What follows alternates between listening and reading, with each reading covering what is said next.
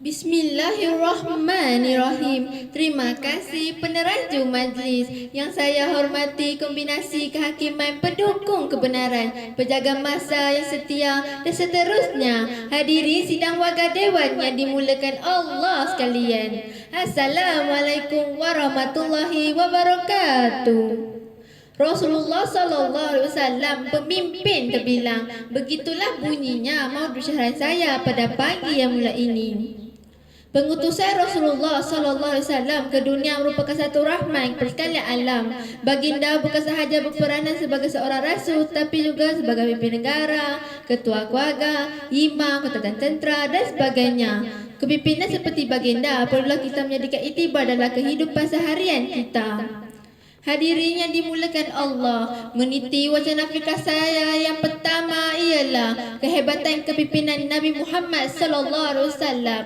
Kehebatan Nabi Muhammad telah diiktirafkan di seluruh dunia melampaui batasan masa dan zaman. Menurut kajian yang dijalankan pada tahun 1978 iaitu Michael H. Hart, beliau telah menarikkan 100 pemimpin terkemuka. Rasulullah diletakkan di tempat yang pertama sebagai pemimpin teragung di dunia. Manusia sehingga kini masih menjadi Rasulullah sebagai sebuah inspirasi dan pendoman.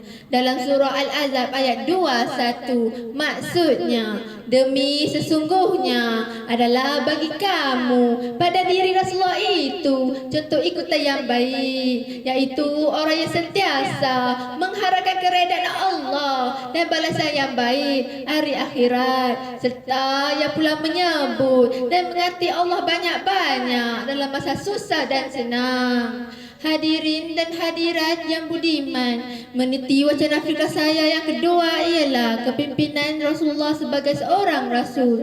Sebagai seorang rasul, baginda telah menunjukkan contoh yang terbaik dalam berdakwah kepada manusia. Sifat kesabaran dan ketabahan baginda ini kita dapat lihat dengan jelas dalam peristiwa dakwahnya di Taif, di mana Rasulullah telah dilontarkan dengan batu oleh puak Bani Thaqif, termasuk kanak-kanak, orang miskin dan hamba abdi. Akan tetapi Rasulullah tetap tabah meneruskan dakwahnya dan tidak pernah berputus asa menyeru kepada manusia mengikuti pesanan Allah.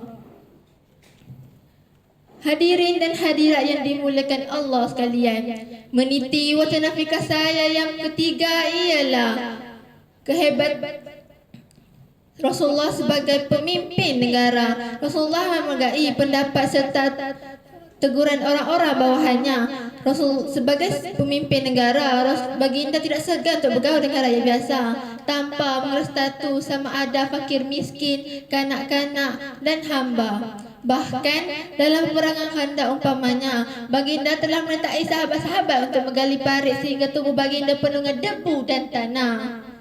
Ini telah dinyatakan oleh Rasulullah dalam hadis baginda yang diriwayatkan oleh Ad-Dailami yang bermaksud ketua sebuah kaum adalah yang sentiasa berkhidmat kepada mereka. Hadirin dan hadirat sekalian, seterusnya wacana fikah saya yang terakhir adalah Rasulullah sebagai pemimpin keluarga. Dalam kehidupan berumah tangga, Rasulullah menunjukkan pimpinan yang baik dalam menguruskan rumah tangganya. Sebagai seorang suami, Rasulullah amat bertimbang rasa dan bersedia membantu keluarganya. Banyak kerja yang dilakukan dengan tangannya sendiri, seperti menjahit pakaian maupun memerah susu kambing. Baginda sangat marah kepada suami yang memukul istrinya. Sikap baik Rasulullah terhadap isteri ini diakui sendiri oleh baginda Aisyah yang meriwayatkan Rasulullah sallallahu alaihi wasallam tidak pernah sekalipun memukul isteri dan pembantunya. Hadis riwayat Al-Bukhari.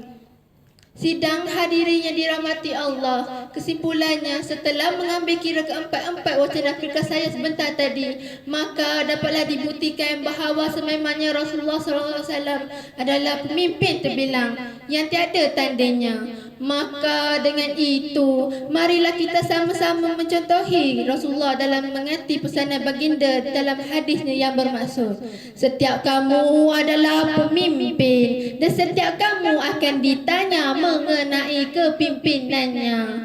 Akhir kalam, marilah kita sama-sama renungkan Mengapa didamba teman hidup istimewa Khadijah? Jika diri tak sempurna Rasulullah, kalau diri sezalim Fir'aun, mana mungkin menjadi seadil Rasulullah? Tak guna ada mata kalau tak dapat melihat, tak guna ada hati kalau tak tahu menilai. Rasulullah sallallahu alaihi wasallam pemimpin terbilang, menjadi contoh sekalian alam. Sekian, wabillahi taufiq wal hidayah. Wassalamualaikum warahmatullahi wabarakatuh.